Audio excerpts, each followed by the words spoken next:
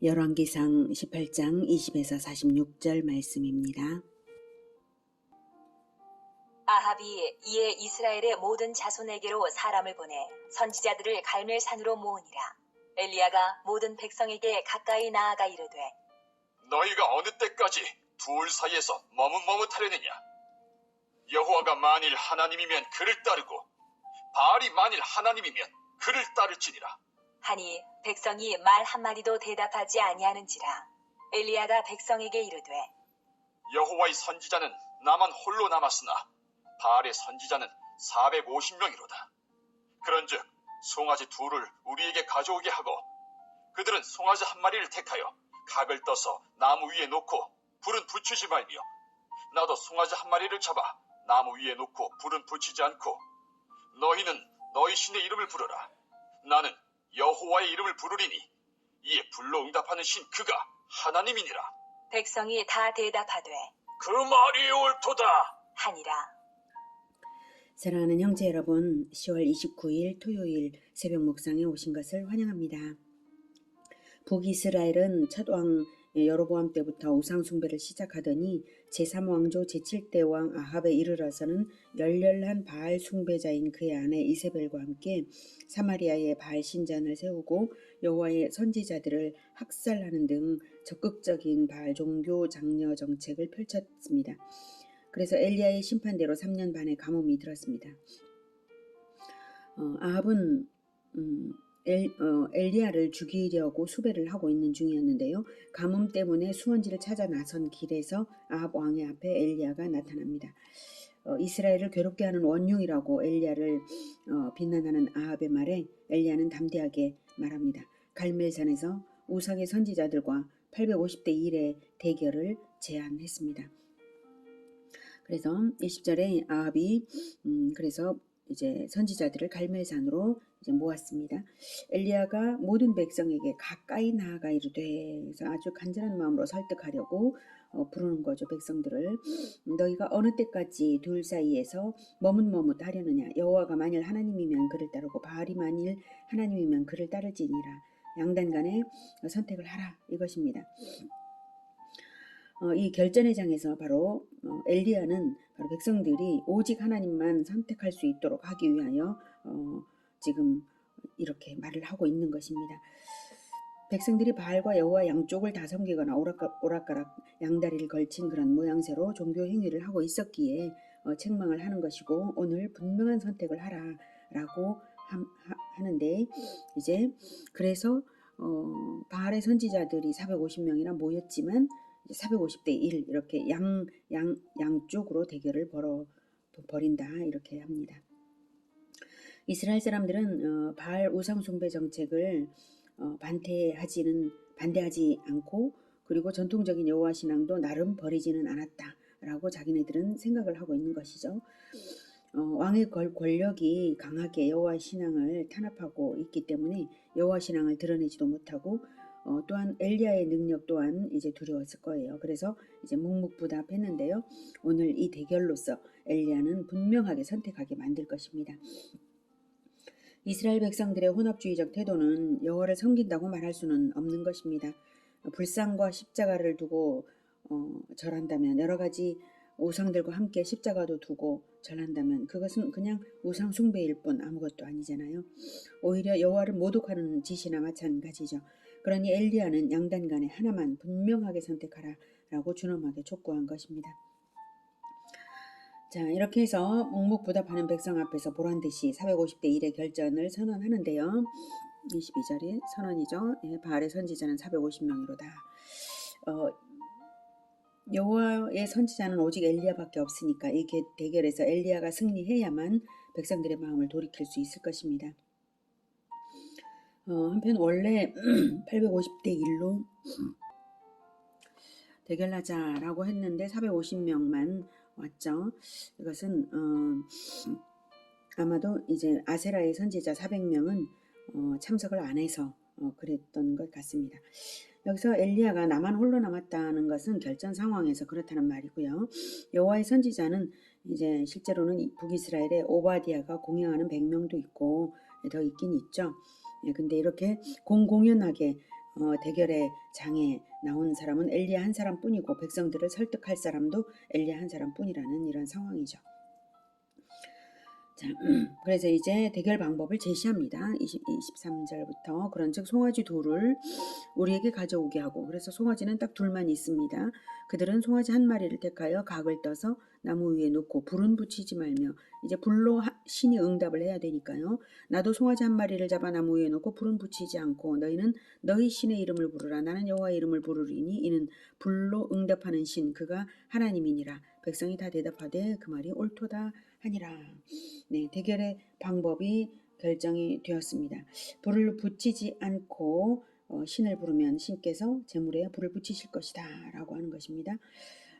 그래서 불을 붙이시는 그 신이 참신이다 이거죠. 엘리야가 자신하는 이유는 과거에 제단을 쌓아서 번제를 올렸을 때에 하늘에서 불이 내려와서 번제물을 살랐던 일들이 있기 때문입니다. 출애굽 후에 성막을 지어서 첫 번제를 드렸을 때에 그랬고요. 삼손의 아버지가 제물을 드렸을 때에도 여호와의 사자가 불을 일으켰고요. 다윗이 오르난의 타작마당에 번제를 드렸을 때에도 그랬습니다. 하나님께서 받으시기 원하시는 제단에서 제물을 올려드릴 때에 하나님은 불로써 응답하셨던 일들이 있으므로 엘리야는 확신 있게 제안한 것입니다. 더욱이 하나님께서 엘리야에게 명하셔서 아합을 만나 대결하게 하신 것이고 비를 내리겠다고도 약속하셨으니 엘리야는 자신이 있습니다. 25절 엘리야가 25절 엘리야가 바알의 선지자들에게 이르되 너희는 많으니 먼저 송아지 한 마리를 택하여 잡고 너희 신의 이름을 부르라. 그러나 불을 붙이지 말라. 네, 엘리야는 여호와의 능력을 나타내기에 앞서 먼저 발과 그 선지자들의 무능력을 충분히 드러내게 하려고 먼저 제사를 하라고 했습니다. 26절 그들이 받은 송아지를 가져다가 잡고 아침부터 낮까지 바알의 이름을 불러 이르되 바알이여 우리에게 응답하소서. 하나 아무 소리도 없고 아무 응답하는 자도 없으므로 그들이 그 쌓은 제단 주위에서 뛰놀더라. 정오에 이르러는 엘리야가 그들을 조롱하여 이르되 큰 소리로 부르라.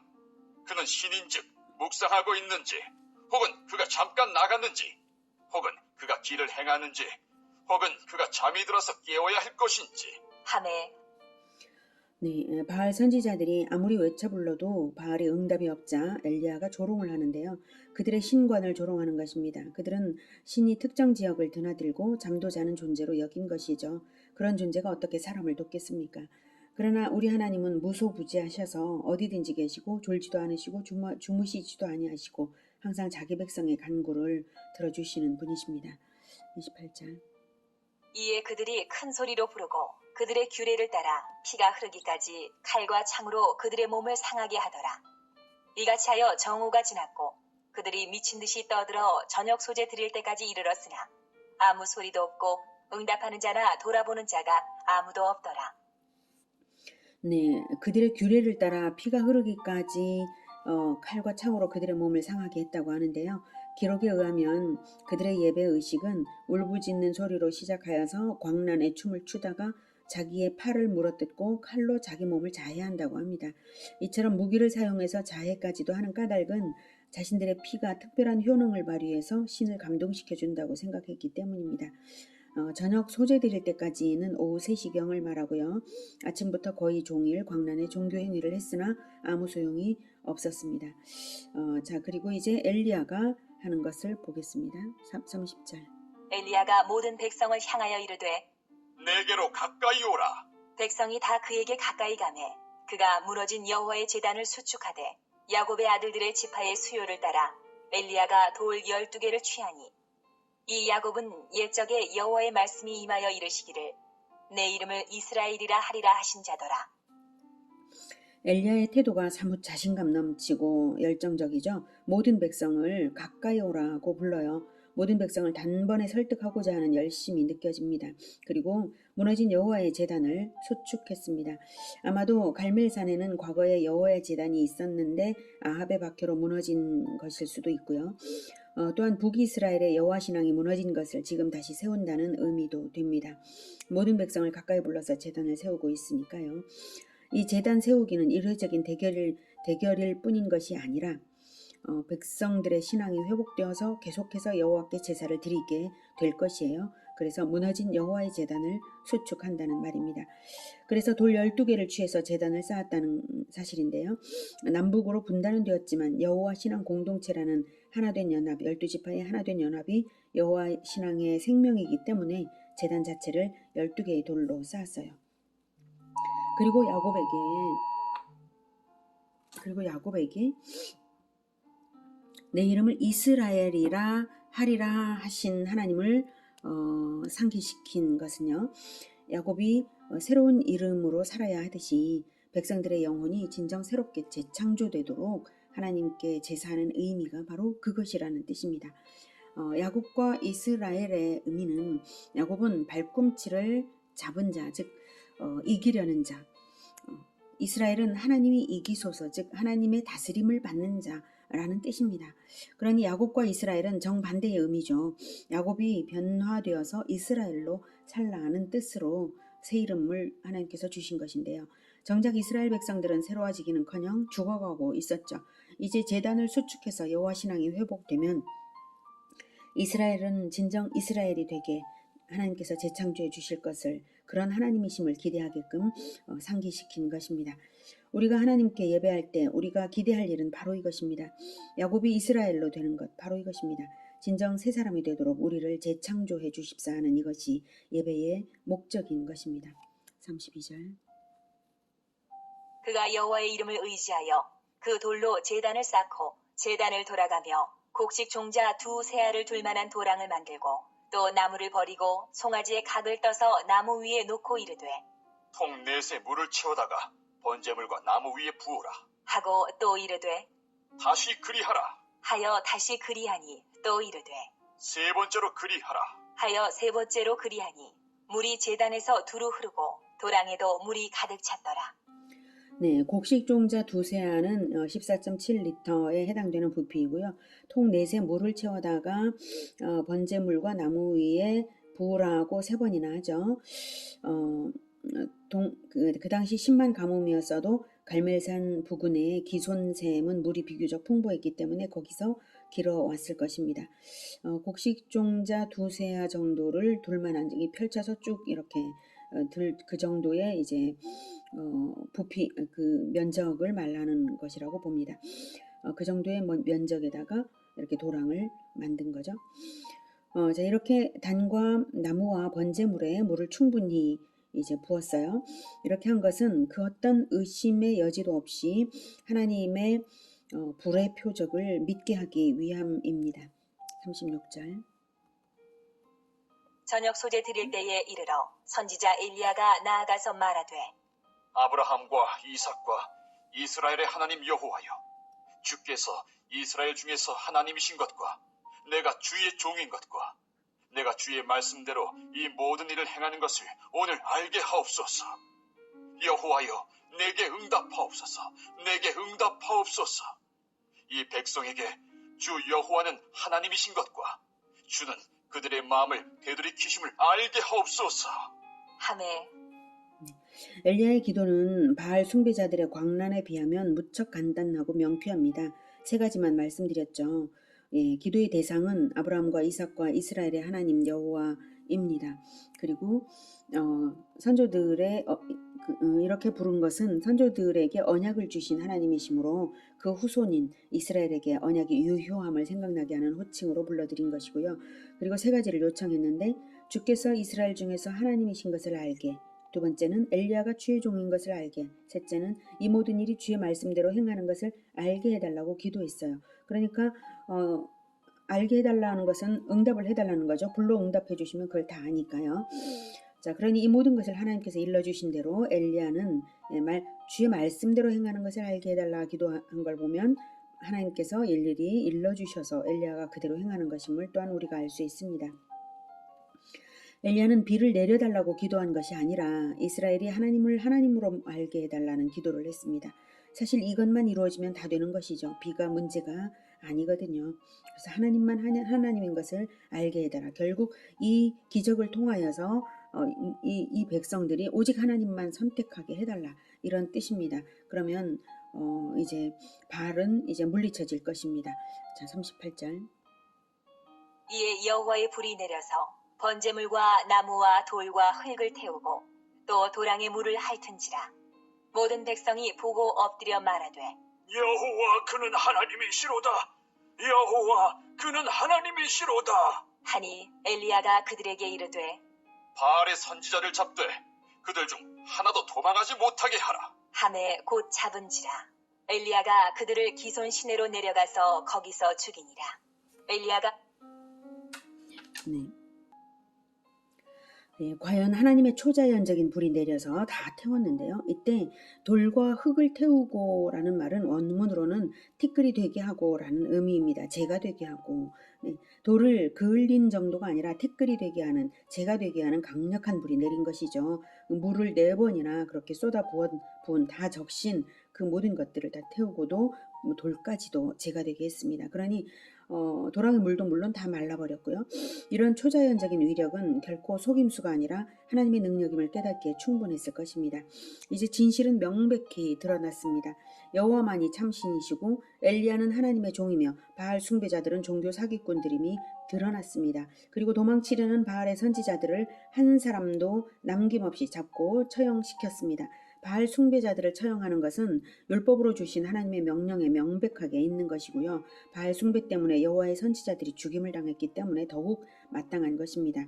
신명기 13장 6에서 11절을 보면 어머니의 아들 형제 자매들이 꾀어서 우상 숭배를 하게 한다 할지라도 그들까지도 용서 없이 죽이라라고. 그래서 그때에 백성이 손을 대도록, 먼저는 이제 본인이 손을 대고 그 다음 백성이 손을 대도록 하라라고 신명기에 명령이 있습니다.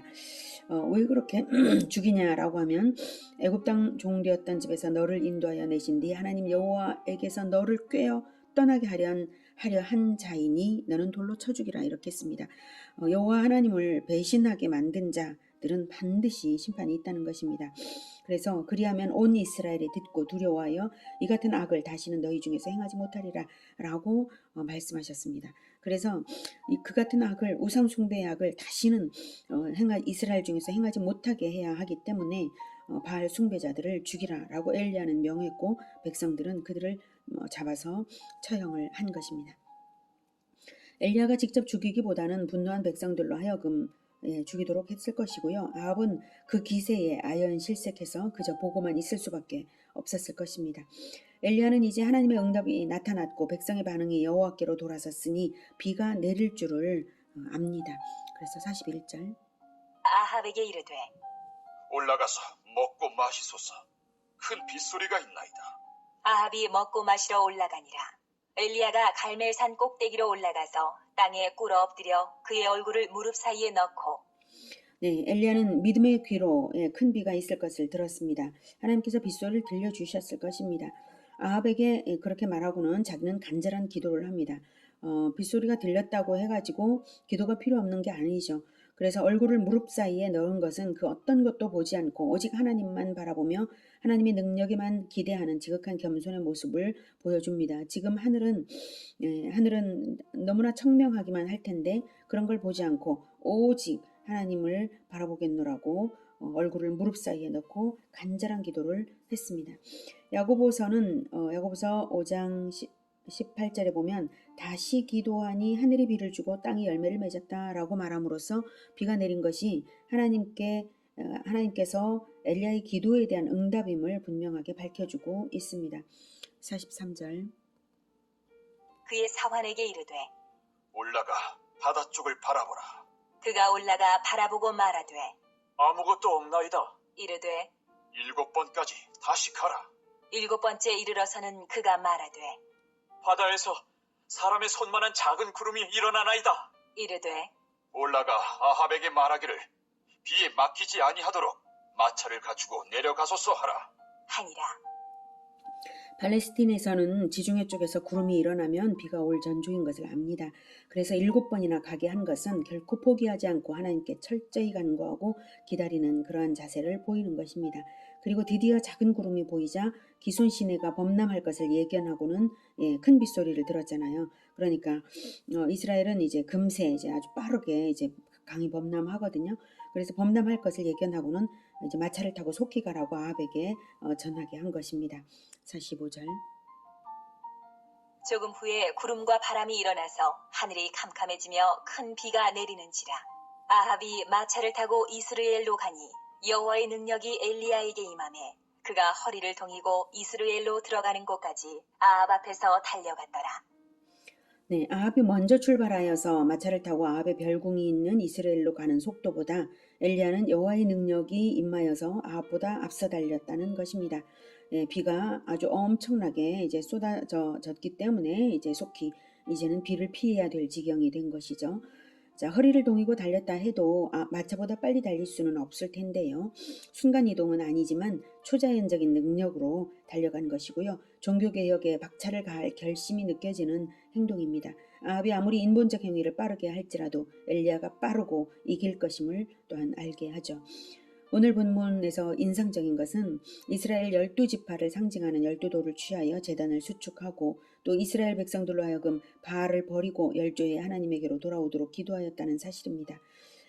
그리고 재창조해 주시는 야곱으로 살아가는 게 아니라 이스라엘로 살아가도록 이스라엘이라는 새 이름을 주신 하나님께 기도하였다는 사실입니다. 이것은 비록 남북왕국으로 분단은 되었지만 동일한 하나님의 언약 백성이며 한몸 공동체라는 사실을 보여주고 또한 두 왕국이 통일되어야 함을 보여주고요. 그리고 또 새 사람으로 살아야 한다. 온 민족이 새롭게 되어야 한다라는 것을 또한 보여줍니다. 그러나 역사 내내 남북왕국의 통일은 없었습니다. 이스라엘이 온전히 새로워지지 않았기 때문이겠죠. 이것은 남북왕국의 통일은 훗날 12사도를 기초로 하고 예수 그리스도를 머릿돌로 하여 건축될 영적 이스라엘, 곧 완전히 새롭게 하나님께서 성령을 부어주셔서 새롭게 창조하시는 영적 이스라엘, 곧 교회를 통하여서 분단되었던 이스라엘은 물론 전 세계가 마침내 참신이신 하나님 안에 하나가 될 것을 예표한 것입니다. 이것은 예수님의 초림으로 시작되었으며 훗날 새 천국에서 온전히 실현될 것입니다. 그리고 하나님만 하나님이심을 알고 섬길 때 비도 내리시고 기적도 행하시는 하나님을 오늘 우리가 만났습니다. 하나님만을 섬겨서 하나님의 손에 재창조되는 우리 모두가 되기를 기원합니다. 기도하겠습니다. 하나님, 이스라엘의 하나님, 우리를 새 이스라엘로 불러주셔서 정말 감사합니다. 우리에게 성령을 부어주셔서 새로운 마음으로 살게 하여 주셨습니다. 하나님, 우리가 하나님을 오직 하나님만 하나님이심을 온전히 알 수 있도록 늘 성경을 통하여 알게 하시고 깨닫게 하시고 늘 또한 하나님께서 하나님만 하나님이신 것을 보여주시면서 우리로 하여금 결단하고 하나님만 섬기는 자들로 살아가게 하여 주시옵소서. 늘 우리의 삶에 종교개혁이 우리의 삶에 늘 일어나서 허리를 동이고 달려가는 엘리야처럼 우리 역시 달려갈 수 있도록 하나님만 섬기는 길에 달려갈 수 있도록 도와주시옵소서. 우리가 그렇게 하겠습니다. 예수 그리스도 이름으로 기도드립니다. 아멘. 이어지는 시간은 개인 기도 시간입니다.